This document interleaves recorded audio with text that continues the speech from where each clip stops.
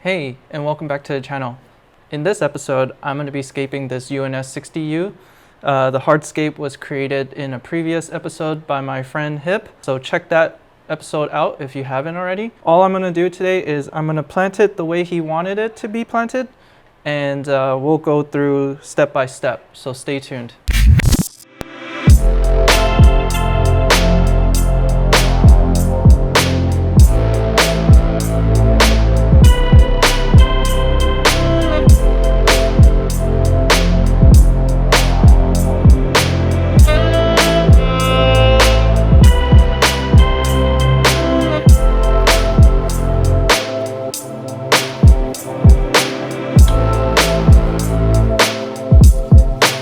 I have some plants prepped.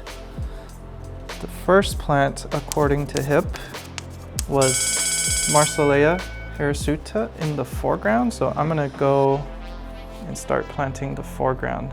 Substrate level is kind of low here, so I'm not sure what Hip was thinking, but he's trying to make my life very difficult right now. So I might add some soil to the front. Sorry, Hip. One thing about having very little soil to plant in is that in the beginning, the plants don't really have anywhere to grip, and it makes planting very difficult. So yeah, I might end up adding more soil to the front because I'm gonna rip my hairs out trying to figure out how to plant this Hip. I don't know how you do it. So as per usual, I'm just separating it into little 1/2 inch to 1 inch chunks. This is a tissue culture plant. It's not hard to separate out. Yeah, let's cut this. I'm gonna need some more soil. I can't plant like this.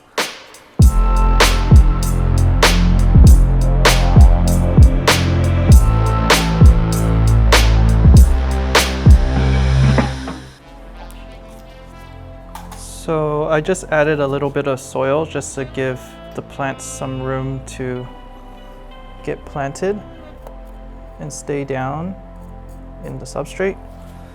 It changes the look of the layout just a little bit, so I didn't add as much as I typically would. You typically want to have like 1 inch to 1.5 inches of substrate to plant in.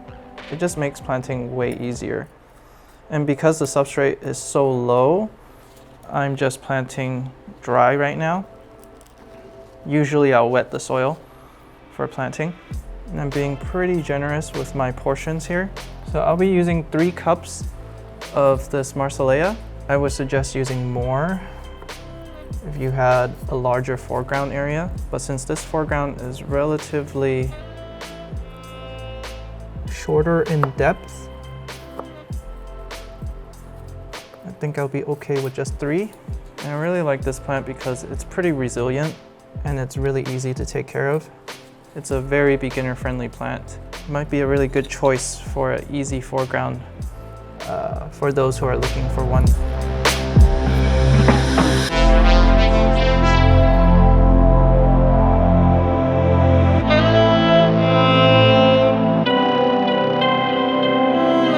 Okay, so the Marsilea has been planted.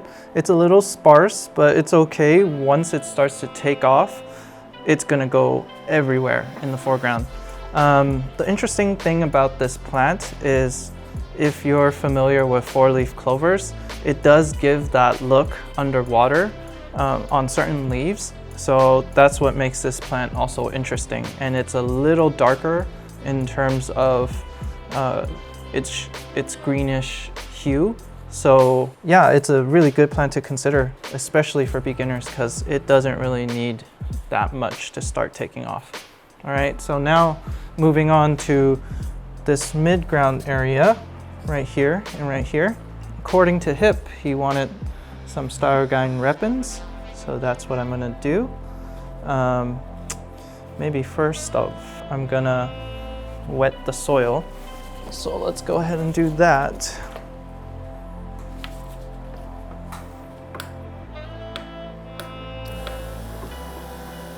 So I'm gonna wet the mid-ground area where I'm gonna plant the Styrogyne repens. And it's just gonna be right behind the Marsilea on both sides. Styrogyne repens gives a really nice bushy look, but it stays relatively short. You trim it as if it were a stem plant, And by adding the Styrogyne repens, it will give a really nice difference in leaf shape, size, texture, and color, making your aquascape a lot more interesting. So choosing plants is actually really important to the visual impact of your planted tank.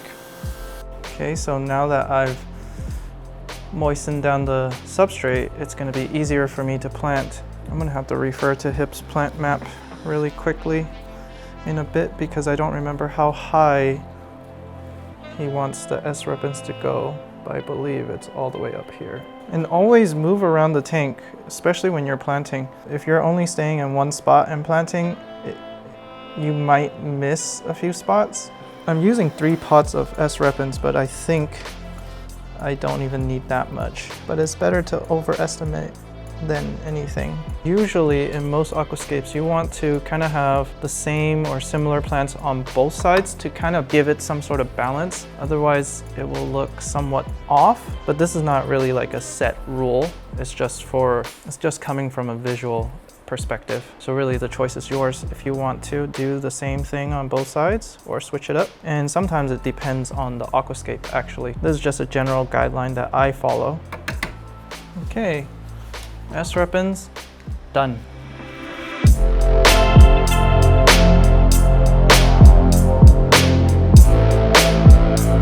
All right, so right behind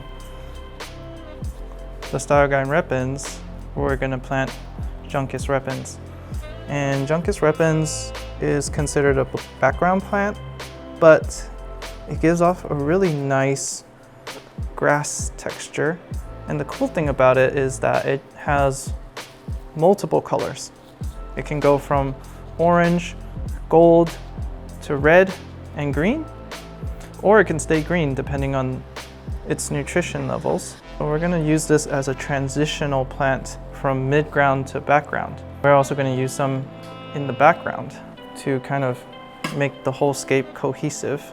So as I go higher and higher, not only are the plants getting taller and taller because of the substrate, the plants are actually going to grow taller themselves. So you kind of want to create depth. You kind of want the lower plants in the front and the taller plants in the back. So you kind of have like a slope.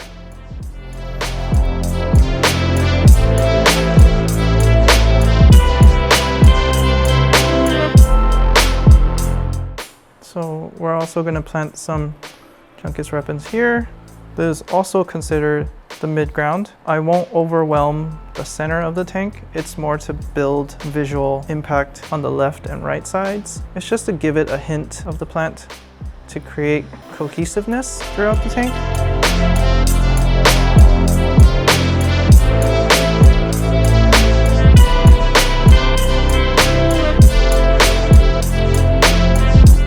So the next plant I'm planting, now that we're moving on to the background, is Rotala green. And this Rotala stays, well, green, as the name implies.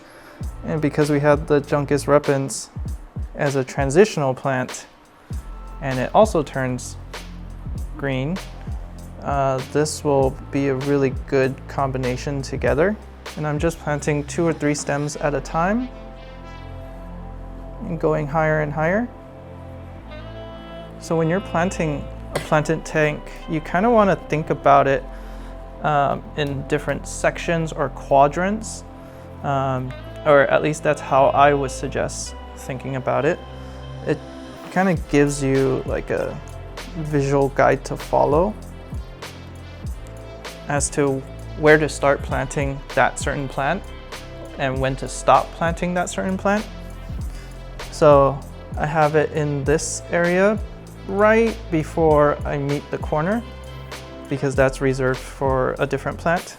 And now I'm going to move on to planting this same Rotala green to 3 other areas of this tank. So anywhere where I planted Juncus in the background, I'm also going to plant Rotala to help transition the different plants.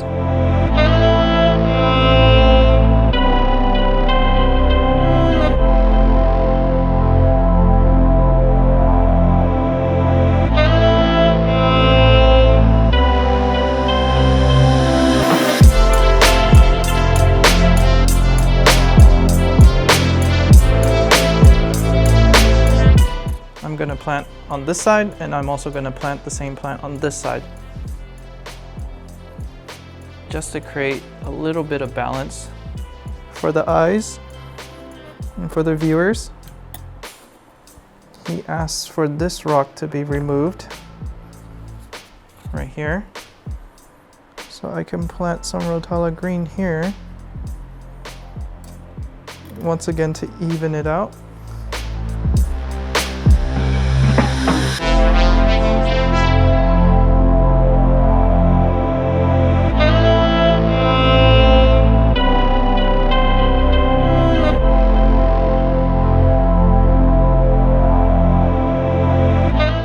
Okay, so the final plant that I have to actually plant is Rotala H. Raw, and this is a very popular red stem plant. It's not too easy to get it to turn red. The conditions need to be right.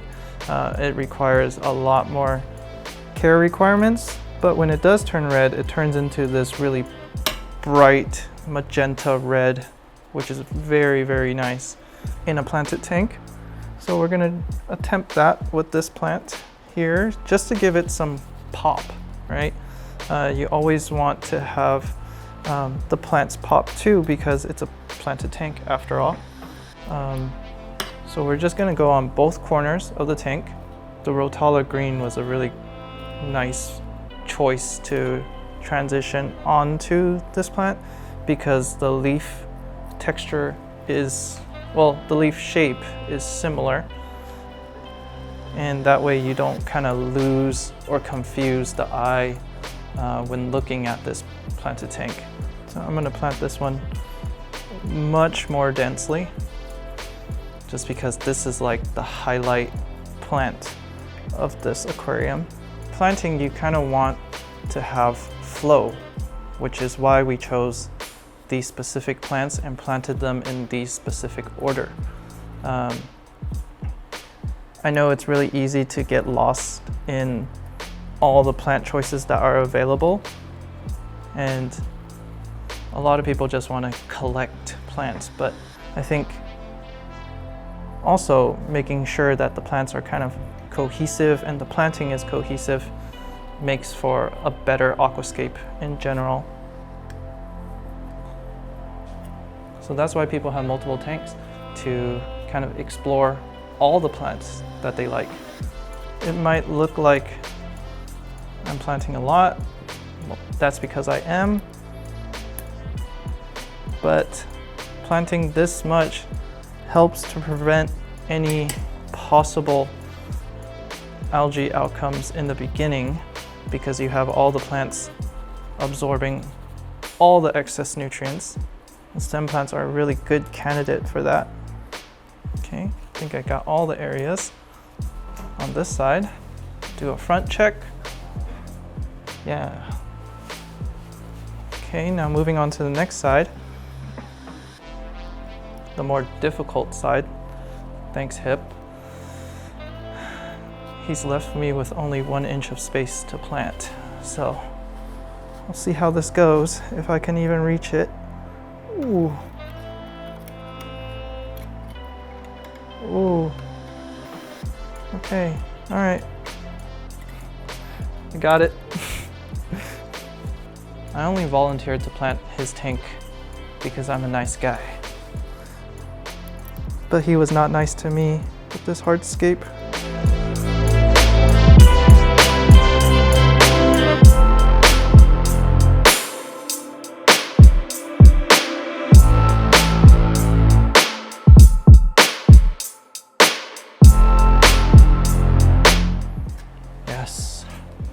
Done.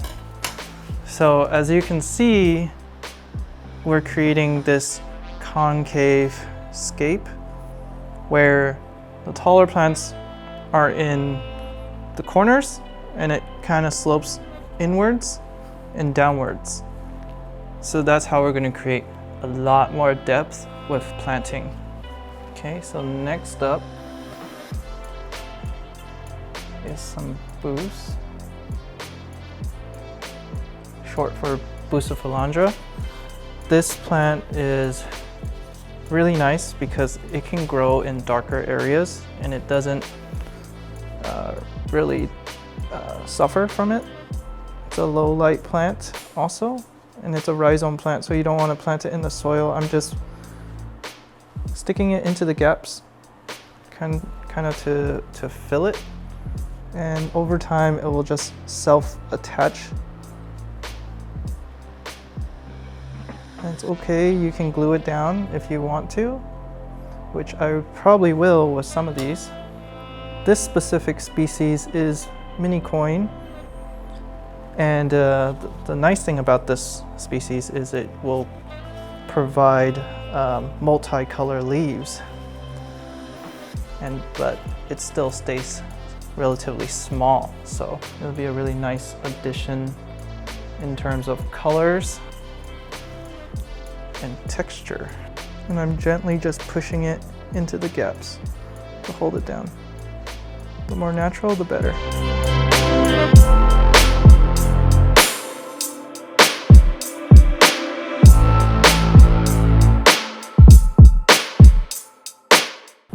Okay, so next we're gonna work on planting onto the hardscape itself.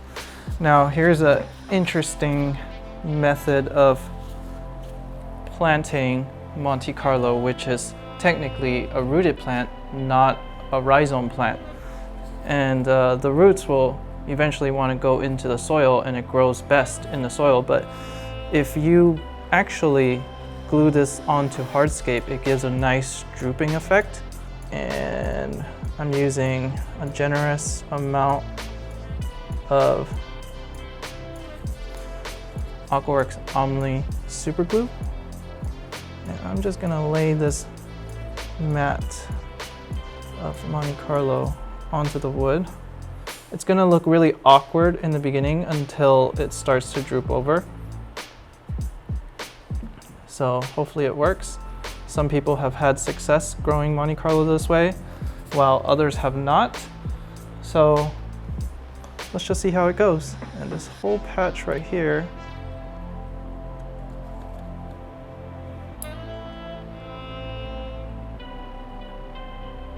will be Monte Carlo.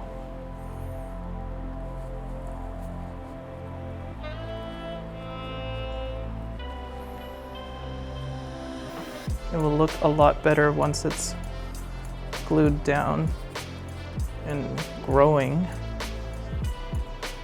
So I'm just treating it like a moss, actually.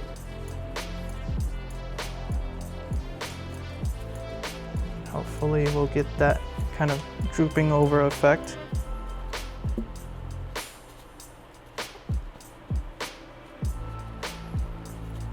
Okay, let's see how it looks from the front.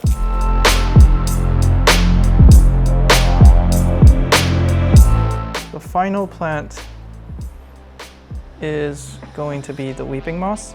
I'm not going to use a lot of moss because moss tends to overwhelm hardscape and overall kind of destroying the look of your aquascape. So with moss, I'm kind of really cautious about overusing it. It might look really cool in the beginning when you have a lot of moss, but later on down the line, you're gonna wish you had less moss, because once it starts growing, it's gonna take over. So we're gonna keep these areas relatively contained. And I'm not using really big patches, I'm using really small patches. It's maybe like a 2x2 patch of weeping moss. And based on the plant map, it's gonna be in this area somewhere.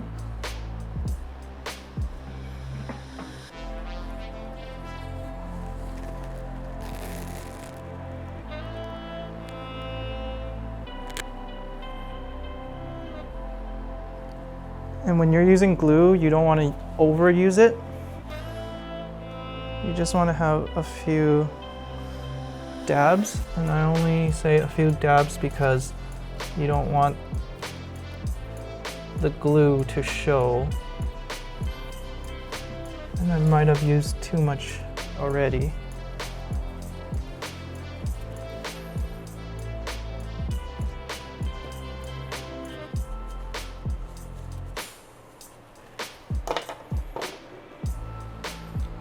And the thing about weeping moss is it also creates a cool drooping effect.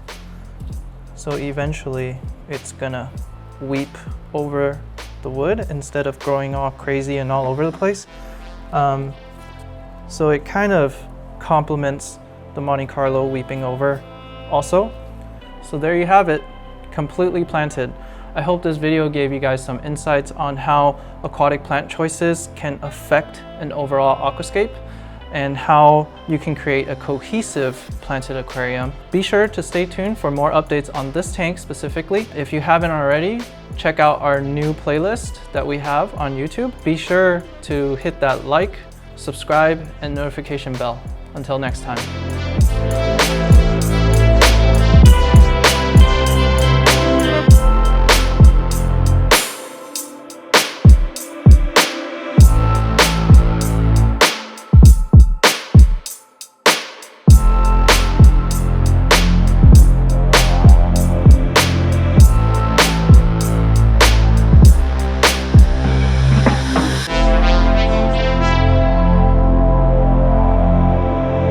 Hey Hip, so we just finished planting your tank. I just wanted to get your insight on how we did it. So we basically followed the plant map pretty much to the T. I think for the most part the tank is pretty full. I think it looks really good. In fact, it's more than I was expecting, so that's awesome. All right, cool. So we're gonna fill this right now before the plants start drying out. And then after we fill it, we're gonna take some pictures and then we'll send it your way. And if it needs any tweaking between now and then, just let us know. Yeah, man, awesome. Thank you. It looks great, guys. Okay, Well done. cool. Thanks. I'll send you pictures. Awesome. I'll talk to you later. See ya. All right, bye.